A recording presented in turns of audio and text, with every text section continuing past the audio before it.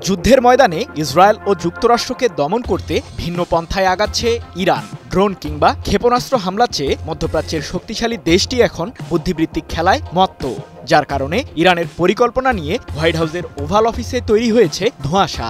এদিকে ইরানে হামলা চালাতে মার্কিন প্রেসিডেন্ট ডোনাল্ড ট্রাম্পের এক প্রকার অনুমতি পেয়েছেন ইসরায়েলের প্রধানমন্ত্রী বেনিয়ামিন নেতানিয়াহু। ফলে মার্কিনী শক্তির বিরুদ্ধে প্রতিরোধ বলয় তৈরিতে অনেকটা কৌশলগত পদক্ষেপ গ্রহণ করেছে ইরান।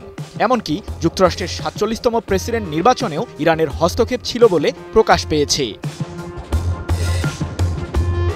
মার্কিন প্রেসিডেন্ট নির্বাচন নিয়ে আগ্রহ থাকে পুরো বিশ্বের, আর দেশটির প্রধান প্রতিদ্বন্দ্বীরাও মুখিয়ে থাকে নির্বাচনী ফলাফল বানচাল করতে।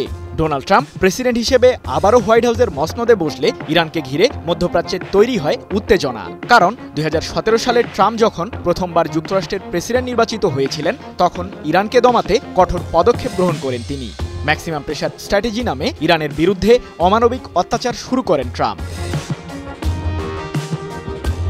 ২০১৫ সালে স্বাক্ষরিত joint comprehensive plan of action চুক্তি থেকে বের হয়ে আসে তৎকালীন ট্রাম্প প্রশাসন। মূলত এই চুক্তির মাধ্যমেই পশ্চিমারা ইরানের প্রতি বিভিন্ন ধরনের নিষেধাজ্ঞা প্রত্যাহার করেছিল।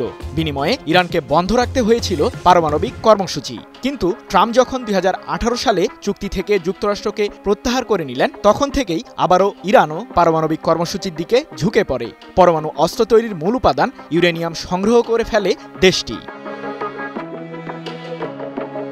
সম্প্রতি পারমাণবিক অস্ত্র নিয়ন্ত্রণে কাজ করা প্রতিষ্ঠান আন্তর্জাতিক আণবিক শক্তি সংস্থা IAEA দাবি করে ইরানের কাছে ৬০%রও অধিক বিশুদ্ধ ইউরেনিয়াম আছে, যা দিয়ে নিমিষেই ৬টি পরমাণু বোমা তৈরি করতে পারবে দেশটি। আর এতেই অনেকটা ঘাবড়ে যান মার্কিন প্রেসিডেন্ট ট্রাম্প ও ইসরায়েলের প্রধানমন্ত্রী নেতানিয়াহু।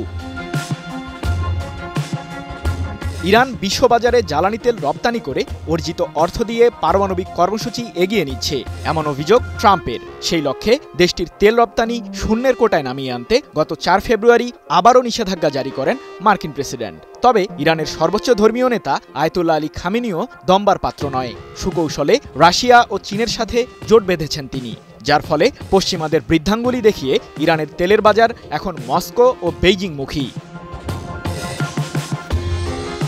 এদিকে আগামী অক্টোবর মাসের মধ্যে পারমাণবিক ইস্যুতে ইরান যুক্তরাষ্ট্রের সাথে সমঝোতায় না গেলে ওয়াশিংটন নেতানিয়াহুর সহায়তায় তেহরানে হামলা চালাবে, এমন বার্তা এসেছে ইউরোপ থেকে।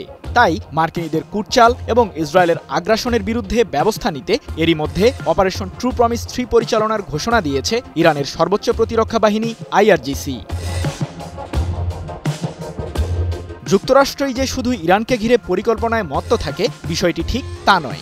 মার্কিন ৪৭তম প্রেসিডেন্ট নির্বাচনে সাইবার হামলার সাহায্যে হস্তক্ষেপ করার পায়তারা করেছিল ইরান, এমন দাবি লন্ডন ভিত্তিক সংবাদ মাধ্যম ইরান ইন্টারন্যাশনালের।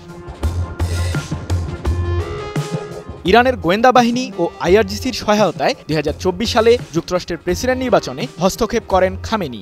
এমনকি এ কাজে ৩ জন হ্যাকারও নিয়োজিত রয়েছে, যার মধ্যে একজনের নাম উন্মোচন করেছে সংবাদ মাধ্যম ইরান ইন্টারন্যাশনাল। ইয়াসের বালাঘি ইনালু নামের ওই হ্যাকার নির্বাচনের তথ্য ফাঁসের সাথে জড়িত ছিল বলে দাবি সংবাদ মাধ্যমটির। শুধু তাই নয়, রিওয়ার্ডস ফর জাস্টিস নামে অনলাইনে যুক্তরাষ্ট্র বিরোধী বিভিন্ন ক্যাম্পেইন চালিয়েও মতামত সংগ্রহ করে ইরান। অন্যদিকে ইসরায়েলের ভেতরে গুপ্তচর হামলা চালাতে দেশটির নাগরিকদের ব্যবহার করছে ইরান। সম্প্রতি IRGCর প্রধান মেজর জেনারেল হোসেন সালামি বলেন, কৌশলগতভাবেই ইসরায়েলকে মোকাবিলা করবে ইরান। মূলত তার পরিকল্পনাই বাস্তবায়ন করছে IRGC। সে লক্ষ্যে ডোরন বুখবজে নামের এক ইসরায়েলি নাগরিকের সহায়তায় দেশটির দক্ষিণাঞ্চলে অবস্থিত ডিমোনা শহরের পেরেস নেগেভ পারমাণবিক গবেষণা কেন্দ্রে হামলার পরিকল্পনা করে ইরান। যদিও গোয়েন্দা তথ্যের ভিত্তিতে হামলা পরিচালনার আগেই ওই ইরানি গুপ্তচরকে গ্রেপ্তার করে ফেলে ইসরায়েলের আভ্যন্তরীণ গোয়েন্দা সংস্থা শিন বেত। অপারেশন ট্রু প্রমিস 3 পরিচালনার লক্ষ্যমাত্রা ঠিক করে কৌশলগত পন্থায় ইরান ইসরায়েলকে মোকাবিলা করলে মধ্যপ্রাচ্যে ভেঙে পড়বে ইহুদিবাদীদের শাসন ব্যবস্থা। সেই সাথে সুপার পাওয়ারে পরিণত হবে ইরান, এমন দাবি বিশ্লেষকদের। সৃজন মাহমুদ, নিউজ 24।